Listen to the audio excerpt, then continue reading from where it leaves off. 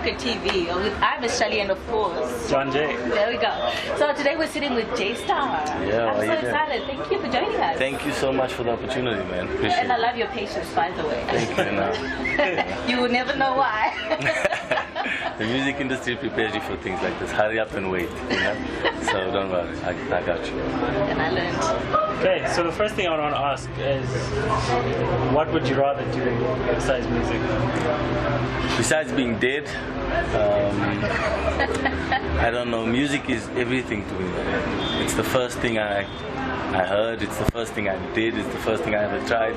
It's the first thing that worked for me, and I know it will open other doors. So music, either music or death. Okay, so we decided to establish that you're in the right industry. What are the challenges you've faced so far? In the music industry, there's a lot of musicians. Everyone is trying to be like Americans for some reason. When you look at musicians, the way they approach music, fine, people say the way we dress is American as well, but the sound is important. And I think a challenge is a lot of people are trying to be so American and be so professional that they think that's what it's supposed to be. So everyone starts sounding like that. One of the challenges for me is I'm trying to inspire people to be themselves. And it's difficult to get someone to be themselves if they haven't found themselves. If they don't know who they are and what they want to achieve as that individual. So in the music industry, it's cool. You work with a lot of people. Some of the challenges are, sometimes you work in a band and this gig with Lira clashes with the one with Coolie and you play for both. It's quite a funny situation afterwards, but when you're in it, it's like, what am I going to do? Exactly. And how do you make a choice in that situation?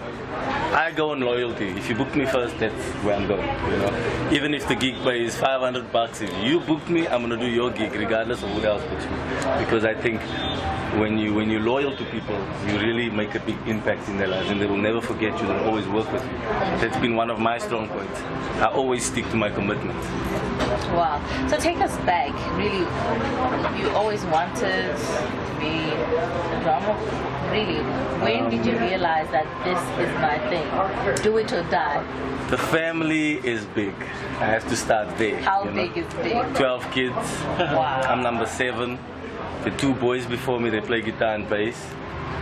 So they needed a drummer. The family basically needed a drummer, and I fell into that, and it never changed. I mean, they inspire me, My family sings, the others play bass, guitar, keyboards, and it just keeps me in there. That's my biggest inspiration, is my family.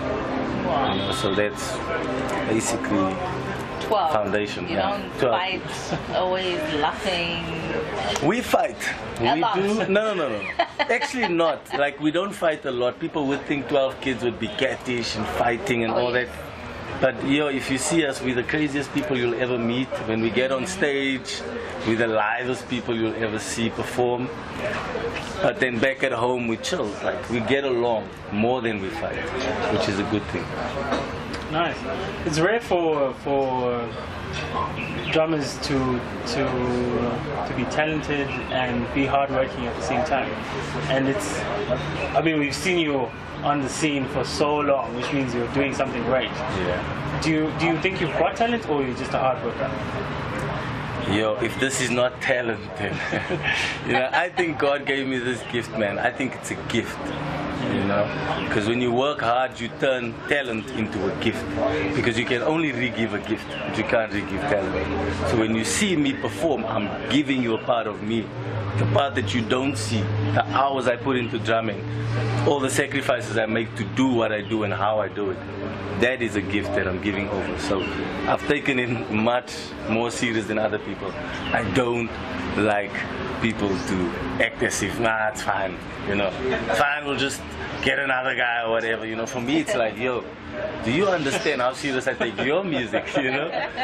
For me, if I work with an artist, I take the music as mine. I learn Coolie's verse, so that if he has to stop, I'll stop with him. That's how I take it. So if I have to move on, work with someone else, it's the same hat that I put on, the same professional hat. And I think that's why people enjoy and love working with me over the years as well, because I don't just come in as a drummer. I'm like, yo, how can we make this better? How can we add? How can we add some breaks, dynamics, you know?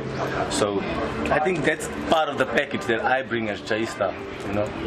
And the limelight, how have you dealt with the glamour without betraying yourself, betraying your inner calling?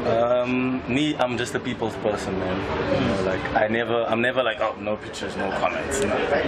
I'm crazy. Like if I see someone there, that's like, hey Jay, I'll walk to them and take a picture with them. You know, for me, I don't really like the whole limelight thing, but I know why other people have bodyguards, because they can never sit down and eat. They get asked to take pictures. So I understand that part as well, because I'm around it all the time.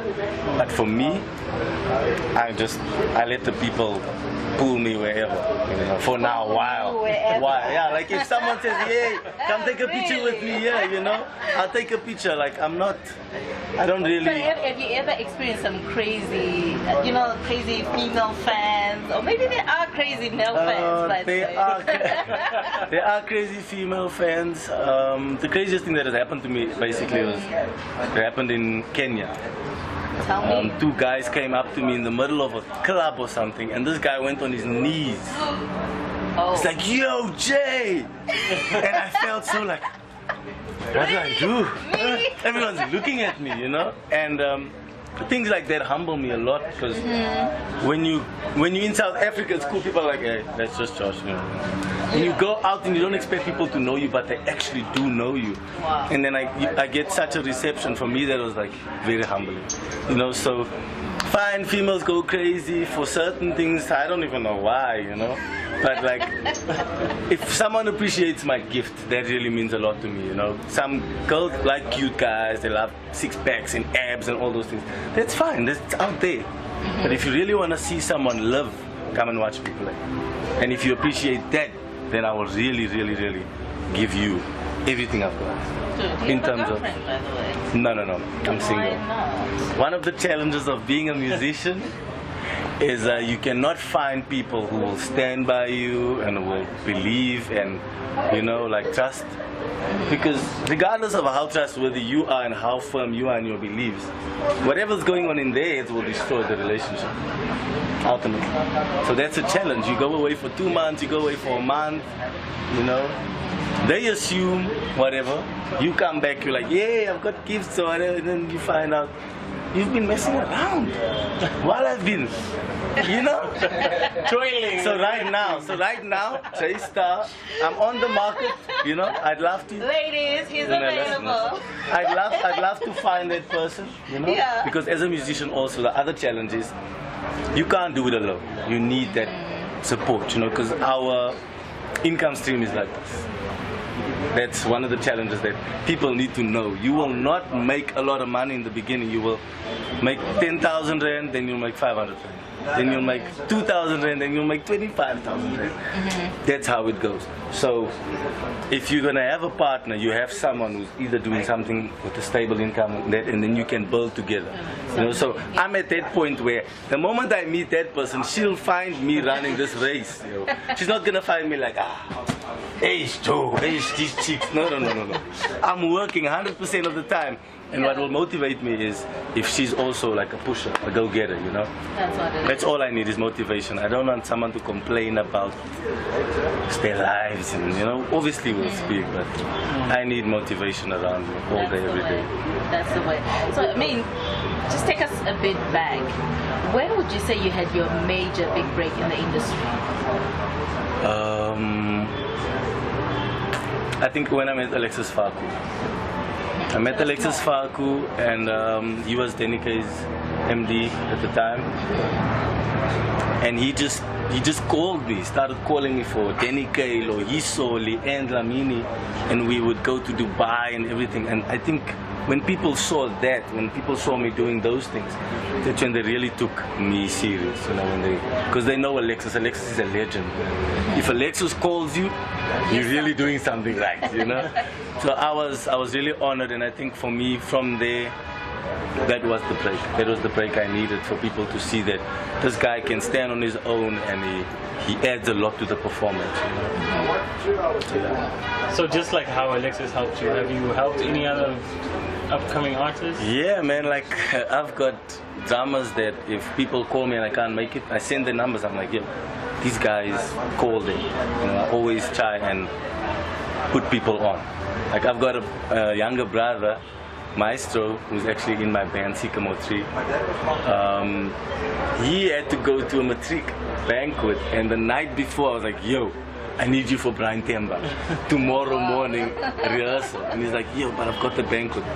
And his life changed immediately after that because it was with Alexis. And when Alexis saw him play, they went on doing stuff without me. I'm like, yo guys, why not get What the call? happened? No, but I mean, they had to do other stuff as well. They didn't need a drummer, but up until now, he's working, So I always try and get people who are serious, because if you recommend someone who's not serious, your credibility goes down.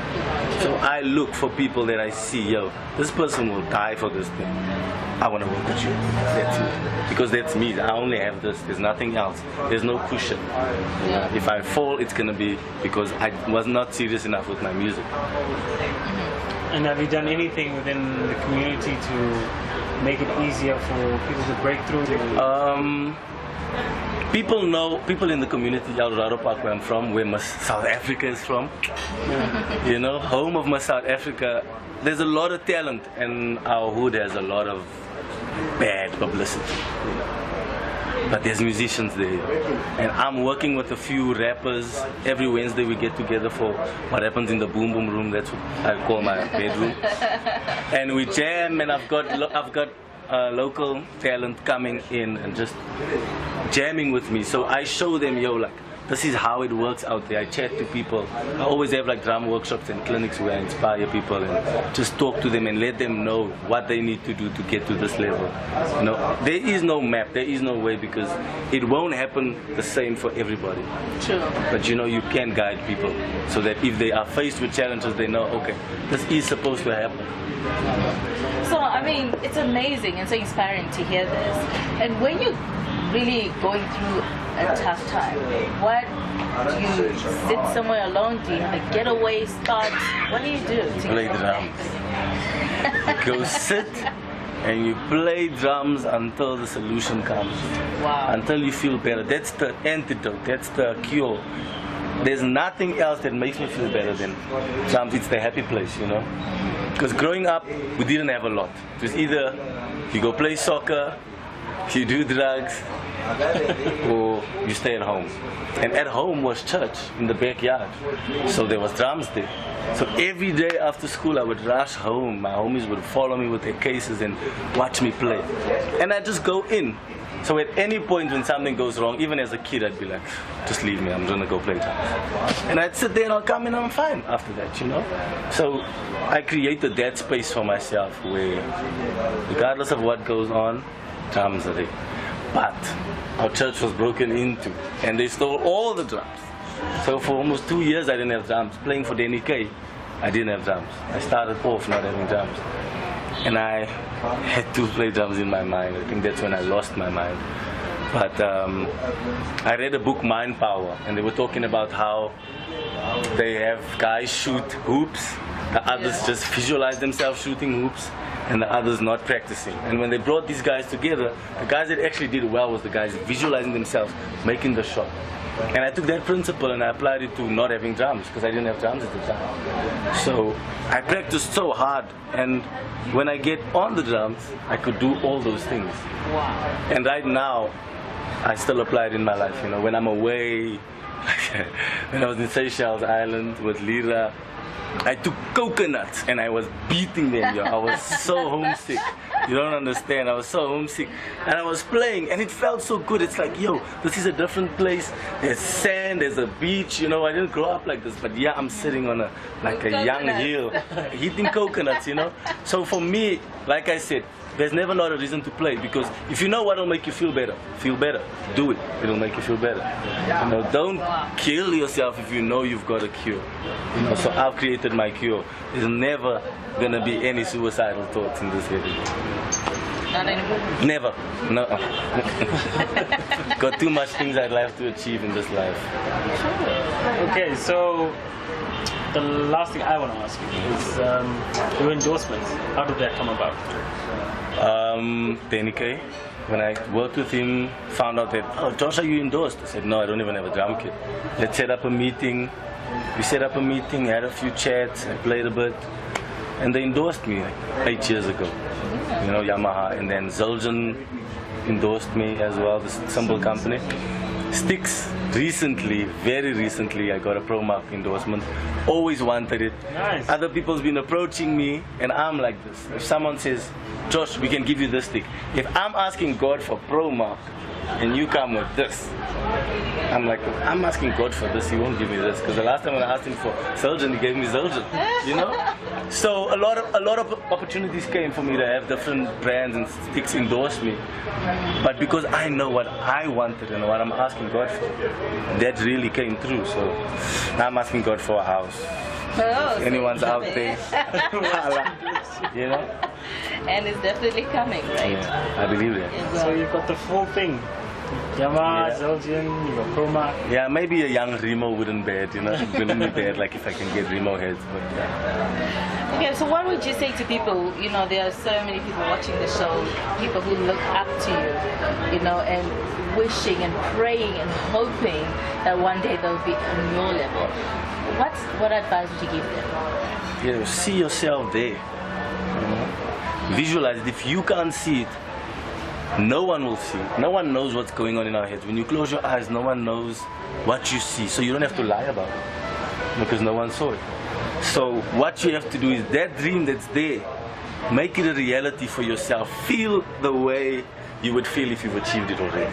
I used to play over the laser songs, all my people, you know, like playing Motherland. Before I used to jam with them. I used to see myself on stage with them, you know. They don't even know this, but when I played for them, it was like, wow, this affirmation just got confirmed. Let's affirm some more things. So in your life, affirm what you want to see happen. Because you have to be your biggest fan. First of all, don't wait for people to validate your gift. You know you've got the gift.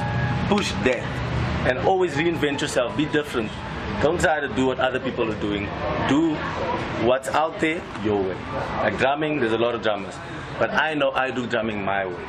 There's a lot of people that do it like me, but only I do it the way I do it. Not better than anyone else. I don't want to be the best. I just want to be my best. And I think that's what makes me not really compete with people. You know, I don't really care. If someone's really amazing, I appreciate them. I'll let them know, yo, that was amazing. But not because I feel they're better than me or I'm better than them.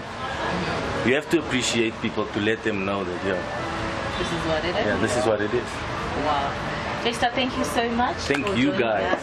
Thank you. That's really nice. And viewers, thank you for watching.